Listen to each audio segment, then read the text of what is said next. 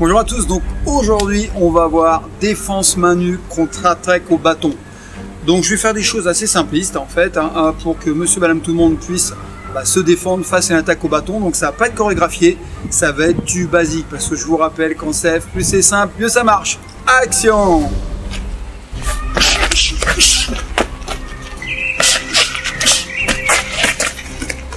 Donc face à une attaque au bâton, ce qu'il faut retenir surtout, c'est de casser la distance.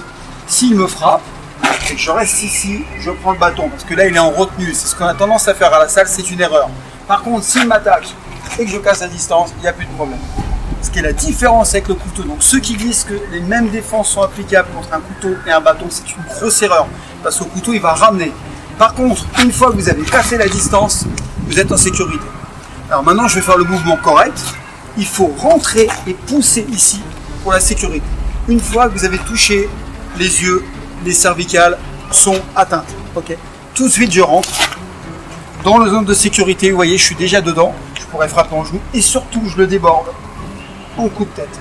Le principe, c'est de rentrer, casser et offenser. Rentrer, casser au maximum pour le perturber et le faire reculer. D'ailleurs, si pour la culture générale, si vous regardez bien, en Krav Maga, ils exploitent le même principe. En fait, ils plongent.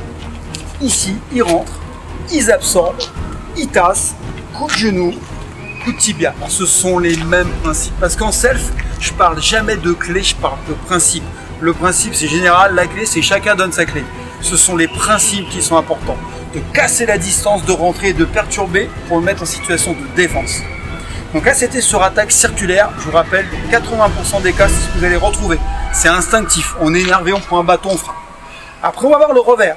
Là, c'est plus technique.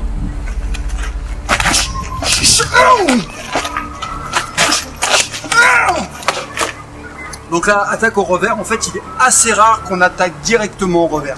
Souvent, c'est un circulaire, on esquive et forcément, il revient. Donc là, attention, jamais attraper, c'est impossible.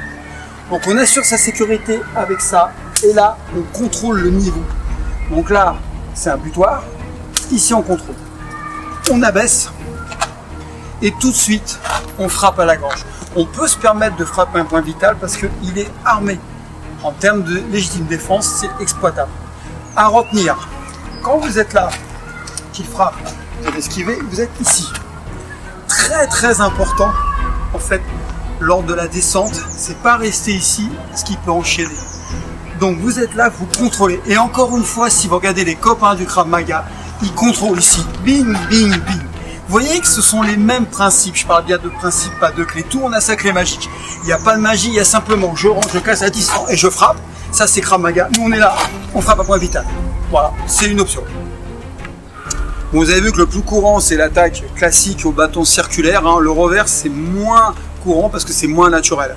Donc, vous avez offert deux techniques. Pareil, il faut reproduire. Il n'y a pas de secret. C'est l'entraînement, c'est le travail qui paye. Et voilà, je vous dis à bientôt. On fera plus fort la prochaine fois.